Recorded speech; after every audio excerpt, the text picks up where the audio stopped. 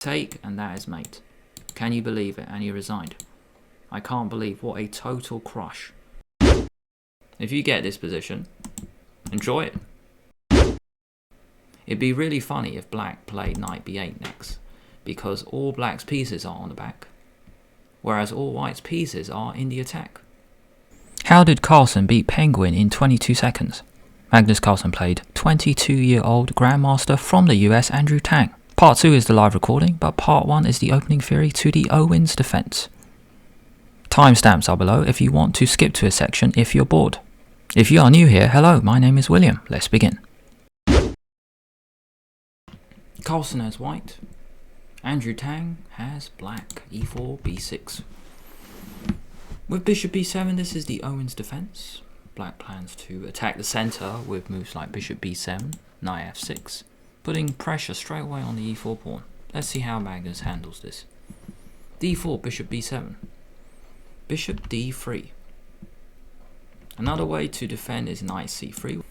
But after bishop d3, black can attack the center again with knight f6. And in this position, I'm going to suggest queen e2. Why do people play Owens defense? Well, firstly, there's less theory. This is not a common way for black to play.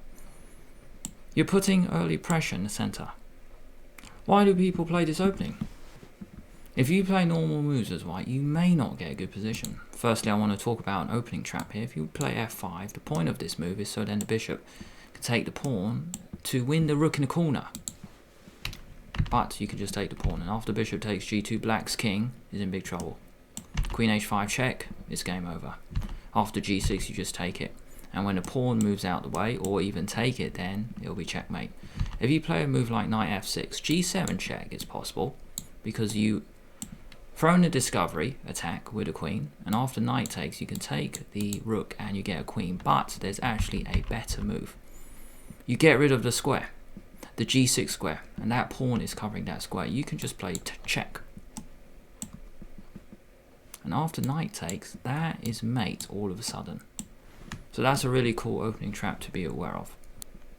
Andrew played knight f6 in the game, but if you play e6, you can still go queen e2, at least the same thing. Now I just want to show you, if you play normal moves as white, you may not get a good position. Knight f6, black attacks the center with both knight and bishop. Knight c3, and this might be a problem. Now you're playing bishop b4. Bishop, bishop, knight is putting pressure early on in the center. This is why players want to play this with the black pieces. Now you can castle, that does give up a pawn, and that might be okay. But if you play a move like e5, now you can put a knight right in the middle. Castle is a way to play, giving up a pawn. And then rook b1, game goes on.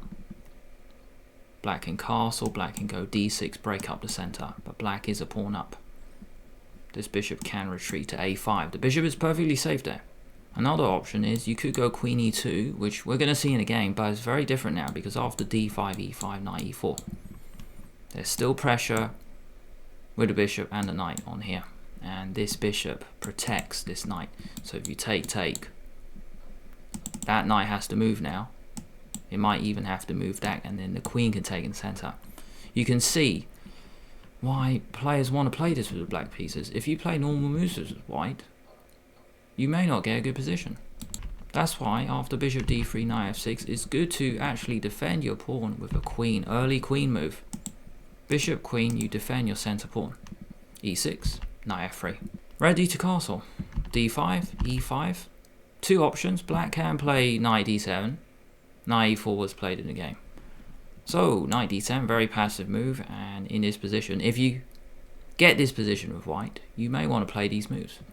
You might put your knight out to g5. You can defend your center with c3.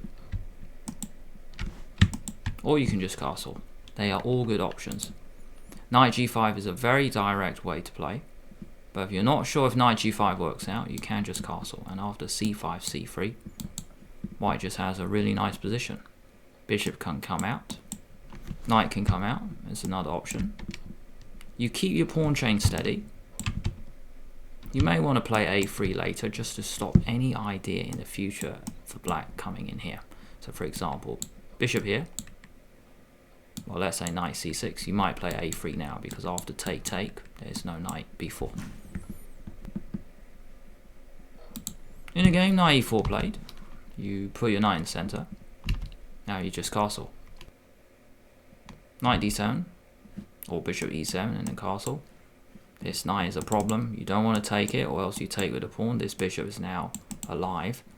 You just challenge the knight with your knight, so you go knight d2. And already, in this type of position, white has a big position, because this knight is going to go. You can't play f5 to defend because of one passant. And already that pawn is weak. If you take, then you lose your pawn. You can take this way, but then now this square belongs to white, so you can go knight e5. Then you can attack the knight. You're going to recapture, and then you're going to have a big position. So let's say here, you might play f3. Take, and dream position. You got a couple of bishops just facing the king. You got a knight in the middle. Rooks can come in the middle as well. Defend your center with c3. So then you get a pawn chain. Very sensible moves. All good for white. After knight d2, take. And it's a perfect position for white. If you get this position, enjoy it. Two bishops in the middle. Like I said before, just play c3, defend your pawn chain. Very strong chain. A knight, you defend your center. It can come out. And then maybe a rook can come to the center as well. And when that knight moves, you can go f4. So many options for white. Bishop e7, c3. So we get the chain. c5, g3. Part 1 of the video is now over. Part 2, we have the live recording of the bullet game between Carlsen and Penguin. e4, b6, bishop b7, Owens defense. Queen e2 is possible. Keep it flexible. Knight f3, if d5, e5, if c5, c3. Will that be played? Knight e4 castle, right. Yeah, get rid of that knight, because now white is playing for free. It's a dream position. Look at this. And look at this dead bishop. This is why this line is no good. Queen h5. So, wow, the pressure is so fast. If g6, maybe knight e6 was there, absolutely crashing through and start. Also bishop g6. Rook c1 is there. This is one of the worst positions I've ever seen. White is playing absolutely for free. You might get him off, and then you put the other rook on c1. And look at this. The king's in the middle. White's got the bishop pair. That's nothing. Bishop b4 now. He can't castle. This is absolutely horrible. Will he resign? He can't even move. Queen c7. Knight g5. Attacking f7 and e6 really are the weak points. When you play a move like knight g5, you want to get the queen in. And you got a couple of bishops, I mean, already facing that side. If it's black's move, maybe he can castle, but then this pawn is dropping. So it's such a difficult position. h6 played, now queen h5. You can't take because you lose your rook in the corner. This knight is very dangerous. Also, if it's white's move now, then knight takes e6 is possible. Using the pin here. This knight's so dangerous, Penguin decided to get rid of it. Bishop takes, bishop takes. You still can't take, your rook is hanging. C takes d4, c takes d4. This is an absolute dream position for white. White is just playing for free. Why is this such a good position? Black's king, he can't castle either side. Legally, he cannot castle due to the bishop. If he castles this way, you're just going to crash through. It's going to be checkmate very soon. Rook c8, rook c1, offering a rook trade. Because once the queen moves out the way, take, and you put the other rook on c1. The queen moves, and this is a cool move. Even though you don't need to move the bishop, Carlsen does it because he plans to put it on a different square. Bishop to d2, dream position. Check this out. Two bishops in the middle. Look at all the squares it covers. Really, the point of me highlighting is these squares. Black has no way to come in on the only open file, and this file belongs to white. This queen is more active than black's queen.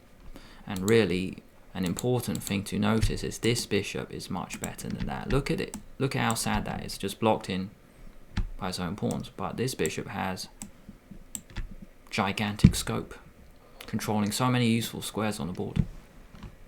Bishop back to d2. Queen d8. Bishop b4. Stopping black castling. a6. Bishop d6. The truth is black can hardly move. It's just a wonderful game. b5, rook c7, you attack the bishop, bishop goes back. It'd be really funny if black played knight b8 next, because all black's pieces are on the back, whereas all white's pieces are in the attack. So pause the video now or let the timer run. Can you find a brilliant move for white? The brilliant move is bishop g6. In this position, black resigned. If you take, then that's mate. There's no good way to stop it. If you go rook f8, maybe you take and go queen g6 if that's a sneaky. Yeah, maybe this. You just come in. If you move the knight out the way, then queen f7 is mate because we got the rook on it. So knight f8, queen f7. Because after queen g6, you just find a way to sneak in. The truth is black's king can't move due to the bishop. So there's a cool way to come in. You give up the bishop, the queen can take that pawn, and there's no good way to defend it. That's nothing. Bishop b4 now, he can't castle. This is absolutely horrible. Will he resign? He can't even move. He can't even move. Put the bishop on d6, rook c7, resign. Rook c... oh my gosh. Queen g... bishop g6. How flashy is that? Take, and that is mate. Can you believe it? And he resigned. I can't believe what a total crush. Whoa, Owens defense. Can't play it against Magnus. Here is YouTube's suggestion for what to watch next, because they probably know what you want to watch better than I do. But if you don't like their suggestion, here's mine. How to Checkmate Magnus Carlsen in 30 Seconds by Naroditsky in A Sicilian Dragon.